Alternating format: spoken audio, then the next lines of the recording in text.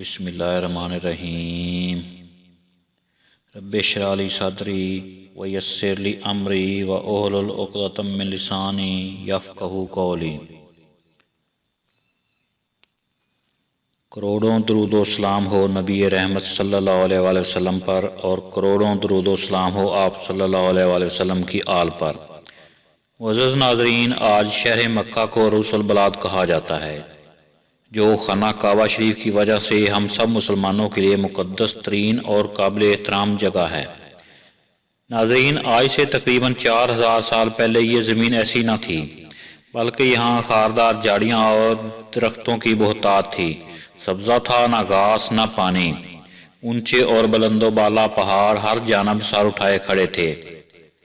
یہ زمین نہ کسی انسان کے قدم سے آشنا تھی، نہ یہاں جن آباد تھے، بلکہ سنگلاخ اور وحشتناک بیابان کی تصویر پیش کرتی تھی۔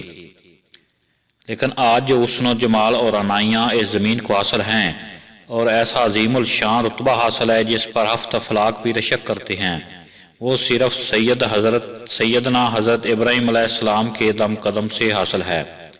کروڑوں رحمتیں نازل ہوں حجاز مقدس کی سرزمین پر۔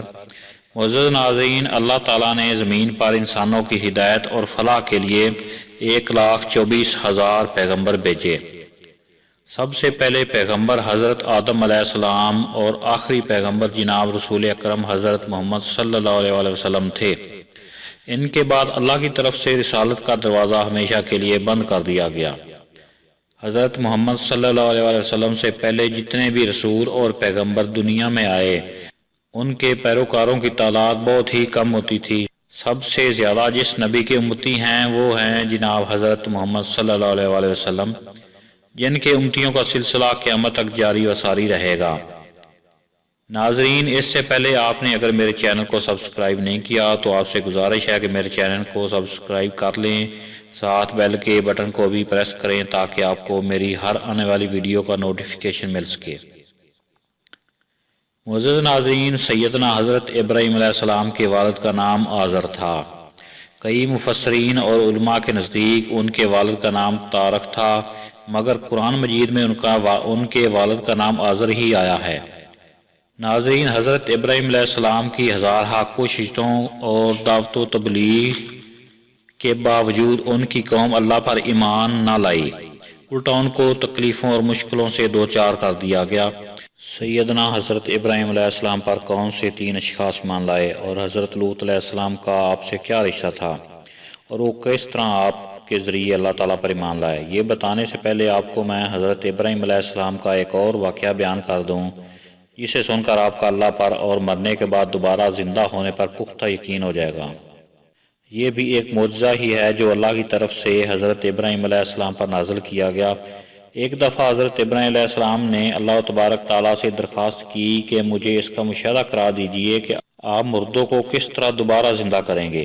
اللہ نے ان کی درخواست کو قبول فرما کر ان کے مشاہدے کی ایک عجیب صورت تجویز فرمائی، جس نے منکرین قیامت اور دوبارہ زندہ ہونے کے اعتراضات کا ازالہ کیا۔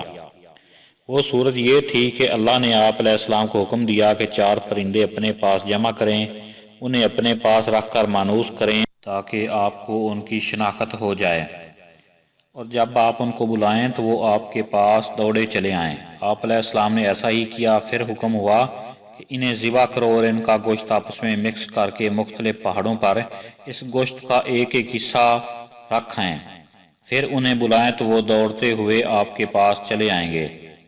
سیدنا ابراہیم علیہ السلام نے اللہ کے حکم کے مطابق ایسے ہی عمل کیا، اور آپ علیہ السلام نے ان کو پکارا تو اللہ کے حکم سے فوراً ہڈی سے ہڈی، گوشت سے گوشت اور پر سے پر ملا کر سب اپنی اپنی اصلیت میں زندہ ہو کر آپ کے پاس دوڑتے ہوئے چلے آئے۔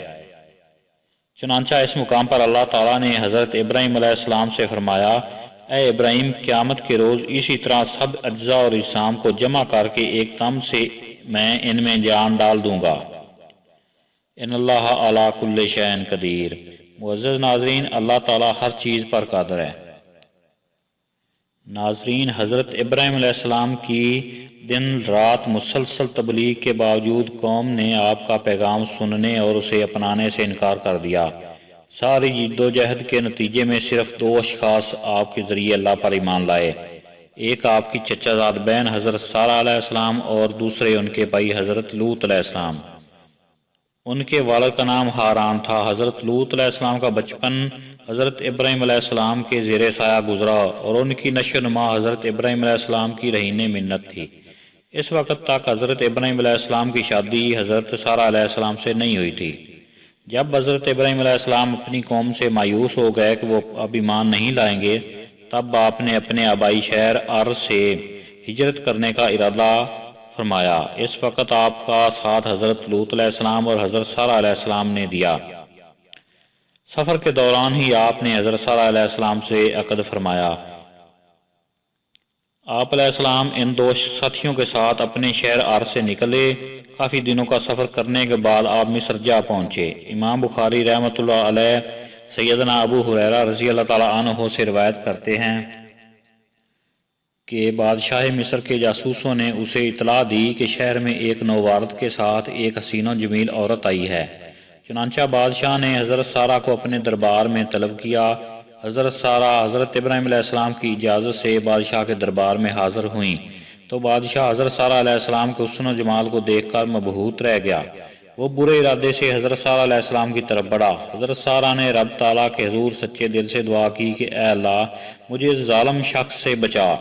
چنانچہ اللہ نے آپ علیہ السلام کی دعا قبول کرتے ہوئے اس بادشاہ کو زمین میں دنسا دیا۔ وہ چلانے لگا کہ سارہ تو اپنے رب سے دعا کر کہ وہ مجھے نجات دے دے، میں تجھے قطعاً کوئی نقصان نہیں پہنچاؤں گا۔ چنانچہ حضرت سارہ نے اس بادشاہ کی نجات کے لیے رب سے دعا کی تو اللہ نے اسے نجات دے دی، مگر پھر وہ گناہ کی نیت سے سارہ علیہ السلام کی طرف بڑھا۔ حضرت سارہ علیہ السلام نے دوبارہ اللہ سے دعا کی تو اللہ کی قدرت نے پھر پکڑا اور پہلے سے زیادہ شدید گرفت کی تو وہ بادشاہ دوبارہ عاجزی اور انکساری سے حضرت سارہ علیہ السلام سے کہنے لگا، سارہ اب کی بار اپنے رب سے دعا کر کے مجھے نجات دے دے، میں تجھے کوئی گزند نہیں پہنچاؤں گا۔ چنانچہ حضرت سارہ علیہ السلام نے رب سے پھر دعا کی اور اسے نجات مل گئی۔ وہ اپنے درباریوں سے کہنے لگا کہ یہ کوئی بہت ولیہ عورت ہے۔ چنانچہ اس نے حضرت سارہ کو جانے دیا اور اپنی بیٹی کو یعنی اپنی شہزادی حضرت ہاجرہ علیہ السلام کو حضرت سارہ علیہ السلام کی خدمت کے لیے ان کے ساتھ بھیج دیا۔ اس کے بعد حضرت سارہ نے حضرت ہاجرہ کو حضرت ابراہیم علیہ السلام کے عقد میں دے دیا، جس کے بطن سے اللہ تعالیٰ نے اسماعیل علیہ السلام کو پیدا فرمایا۔ اس طرح حضرت ہاجرہ علیہ السلام اللہ تعالیٰ پر ایمان لے آئیں۔ ناظرین، سیدنا ابراہیم علیہ السلام کی زندگی سے ہمیں یہ سبق ملتا ہے کہ جو اللہ پر بھروسہ کرتا ہے اور اپنا سب کچھ اللہ پر چھوڑ دیتا ہے تو میرا اللہ اسے کبھی اکیلا نہیں چھوڑتا۔ ویڈیو دیکھنے کا بہت بہت شکریہ۔ اللہ آپ کو عزتوں سے نوازے۔